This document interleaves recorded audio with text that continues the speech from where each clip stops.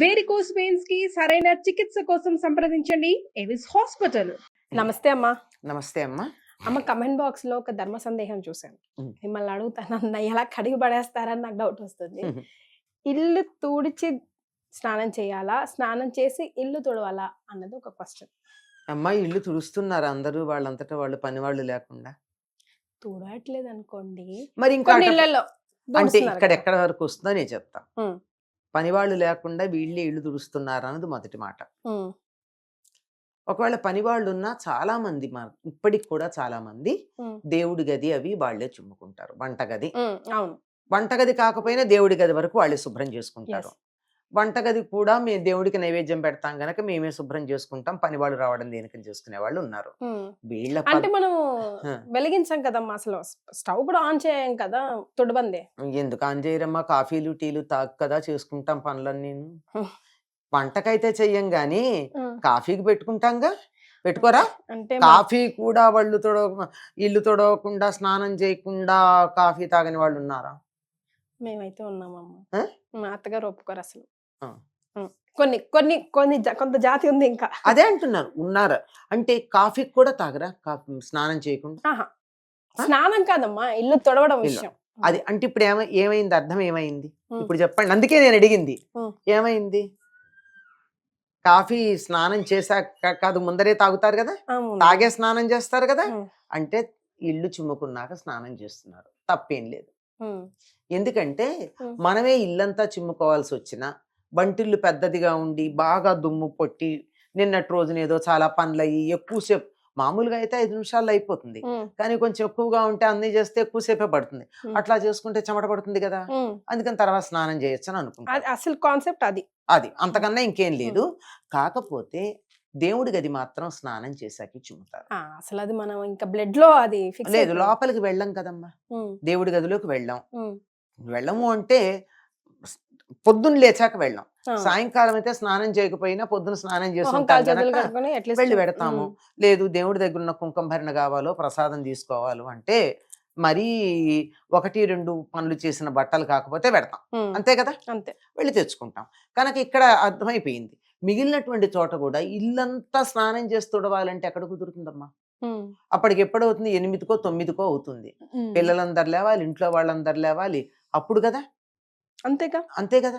ఇది ఇలాంటివన్నీను ఎక్కడో ఏదో ఎవరో చెప్పడం పూర్వం పద్ధతి ఏం కాదు. అయితే పూర్వంలో పెద్దవాళ్ళు కంపల్సరీ అనేవారు కదమ్మా, స్నానం చేసే అసలు పడక గది నుంచి బయటికి రావాలి, ముఖ్యంగా పిల్లలు పుట్టని వాళ్ళు. కాదమ్మా, ఎట్లా పూర్వకాలం స్నానం చేసి పడక గదిలోంచి ఎట్లా వస్తారు? పూర్వకాలం స్నానాల గదులు పడక గదుల్లో ఉండేవా? అటాచ్డ్ బాత్రూమ్స్ లేవు కదా, లేవు కదా, బయటకు వచ్చాకే కదా. ఆఖరికి మనం లఘుశంక తీర్చుకోవాలన్నా పడక గదిలోంచి బయటకు వచ్చి బయటికి వెళ్లాల్సిందే కదా. ఏం మాట్లాడుతున్నారమ్మా? అసలు మనకి దేనికి కనెక్ట్ చేయాలో తెలియకుండా మాట్లాడడం వల్ల వస్తుంది. పడగదిలోంచి బయటకు వచ్చిన తర్వాత కాలకృత్యాలు తీర్చుకుని స్నానం చేస్తారు, అంతేగాని పడగదిలో స్నానం ఎక్కడ చేస్తారు? అటాచ్డ్ బాత్రూమ్స్ ఎక్కడున్నాయి? ఇప్పటికీ చాలా పల్లెటూళ్ళల్లో అటాచ్డ్ బాత్రూమ్స్ లేవు. ఇప్పటికీ ఈ మహానగరంలో కూడా పాతకాల పిల్లు ఏమైనా ఉన్నట్టయితే వాటికి టాయిలెట్స్ బాత్రూమ్స్ బయటే ఉన్నాయి. మరి అట్లాంటప్పుడు పడగదిలోంచి స్నానం చేసి బయటకి ఎట్లా వస్తారు? ఎక్కడ పుట్టిందమ్మా మరి ఇది? ఎక్కడ పుట్టింది అని అడక్కండి, ఎక్కడైనా ఏదైనా పుట్టచ్చు.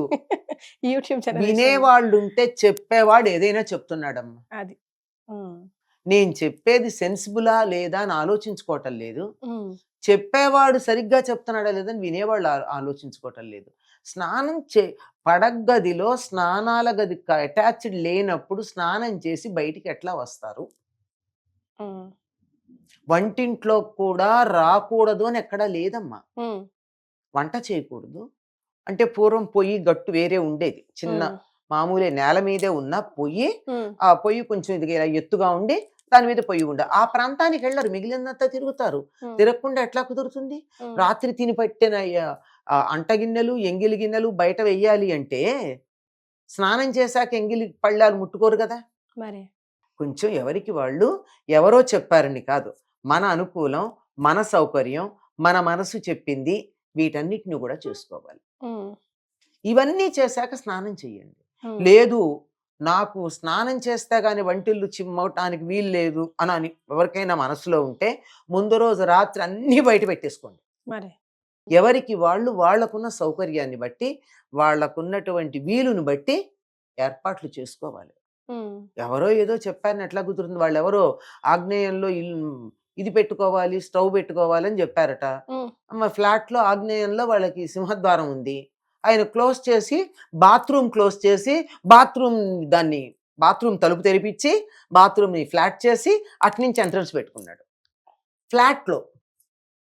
ఇట్లాంటివి వెర్రి పనులు చెయ్యడం కన్నా సౌకర్యం చూసుకోండి.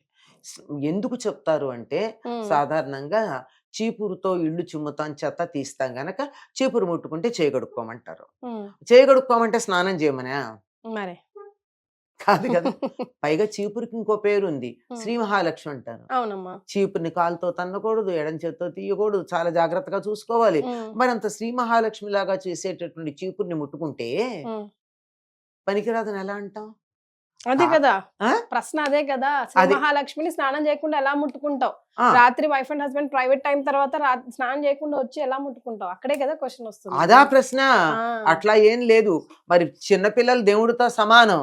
పిల్లలు ఏడిస్తే ఎత్తుకోవడం మానేస్తున్నారా ఏమ్మా? మరే అసలు ఎక్కడా కూడా చెప్పినటువంటి దాన్ని ఎక్కడికి ఆపాలి, ఎక్కడ తీసుకోవాలి అనేటటువంటి దాన్ని లేకుండా అయిపోయింది. హాయిగా సౌకర్యాన్ని బట్టి మీకున్న వీలు బట్టి చక్కగా స్నానం చేసైనా ఇల్లు చిమ్ముకోండి. ఇల్లు చిమ్ముకున్నాక చెమట పడుతుంది, మళ్ళీ కాళ్ళు చేతులు మొహాలు అన్ని చచ్చినట్టు బాగా కడుక్కోండి. అవును, మరి దేవుడి గదిలో దీపం వెలిగించాలంటే మరి అప్పుడు శుభ్రంగా ఉండాల్సిందే కదా. శుభ్రంగా ఉండాలి కదా. ఇది చెయ్యండి. లేదంటే హాయిగా అన్ని చేసుకుని స్నానం చేయండి, అది తప్పలేదు. ఇంకో సంగతి చెప్తాను. ఇంతకు ముందు కూడా చెప్పాను మన దగ్గరే. భార్యాభర్తలు మీరన్నారే ప్రైవేట్ టైం అయిన తర్వాత ఆడవాళ్ళు స్నానం చేయాల్సిన పని లేదు, మగవాళ్ళు చేసి తీరాలి. శాస్త్రం చెప్పిన మాట చెప్తున్నా. దాన్ని రివర్స్ ఆడవాళ్ళకి అంటించేశారు అంతే. నేనే మెత్తని వాళ్ళని చూస్తే మొత్త బుద్ధి అయిందని అందులో ఈ ప్రశ్నలు అడిగేది ఆడవాళ్లే కదా. మగాళ్ళు ఎవరిని అడిగారా? లేదు. ఇలాంటి పిచ్చి ప్రశ్నలు అడిగేది ఆడప్పలే గనక వీళ్ళకి అన్ని అంటిస్తారు. జాగ్రత్తగా ఉండండి, పిచ్చి ప్రశ్నలు అడగండి, చక్కగా ఉండండి, హాయిగా ఉండండి. అమ్మ మన పురాణాల స్టోరీలే ఒక్కొక్కటి మహాబాగా చెప్పారు. ఇప్పుడు పోలి కథ మీరు మహా అద్భుతంగా చెప్పారు. అందులో కూడా ఏముందమ్మా, భావనే కదా. ఏది లేకపోయినా ఎంత ప్రేమగా చేసిందన్నదే ముఖ్యం. ఏ పనిలో అయినా అదే కదా. అదొక్కటి గుర్తుంచుకున్నా చాలు కదమ్మా. అన్ని అవకాశాలు ఉన్నప్పుడు కూడా ప్రేమ ఉందిలే అని చెప్పి నిర్లక్ష్యం చేయకూడదు. అవకాశం లేనప్పుడు అయ్యో నాకు యువతల అవకాశం లేదు గనక, ఆ మనసు ఆగలేదు గనక ఇట్లా చేస్తున్నానని చెయ్యాలి తప్ప వీలున్నప్పుడు ఎందుకు చేస్తాను చెయ్యం. నమ్మకం మూఢనమ్మకం కాకూడదు, మూఢనమ్మకం నమ్మకం కాకూడదు. అంతే. చాలా జాగ్రత్తగా ఉండాలి. ప్రతి దానికి కూడా మన సనాతన ధర్మంలో మన వాళ్ళు చేసింది ఏమిటంటే ఒక ఆదర్శప్రాయమైనటువంటి వాతావరణానికి సరిపోయిన రూల్స్ ఇచ్చారు. అన్ని బాగుంటే ఇలా పాటించండి, తేడా వస్తే కన్సెషన్స్ ఉన్నాయి, అన్నింటికీ ఉన్నాయి. అందుచేత పిచ్చి పిచ్చి బుర్రలు చెడగొట్టుకోకండి, జాగ్రత్తగా. అన్నిటికీ నేను ఒకటే చెప్తాను, శాస్త్రం కూడా ఏం చెప్పిందో తెలుసా? శాస్త్రం వివరించి చెప్పలేని సందర్భంలో ఇంట్లో ఉన్న అందరికన్నా ముసలి ఆడవాళ్ళ దగ్గరికి వెళ్ళి ఈ సందర్భంలో ఏం చేయాలని అడిగి ఆవిడ ఏం చెప్తా చేయండి అని చెప్పింది. ఎందుకంటే అనుభవం. కొన్ని సందర్భాల్లో శాస్త్రం అన్ని సిచ్యుయేషన్స్ ని చెప్పలేకపోవచ్చు. అట్లాంటప్పుడు అనుభవం చెప్తుంది.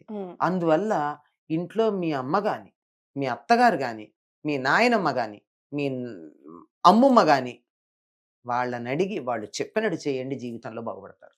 సూపర్ అమ్మా. On this note thank you so much.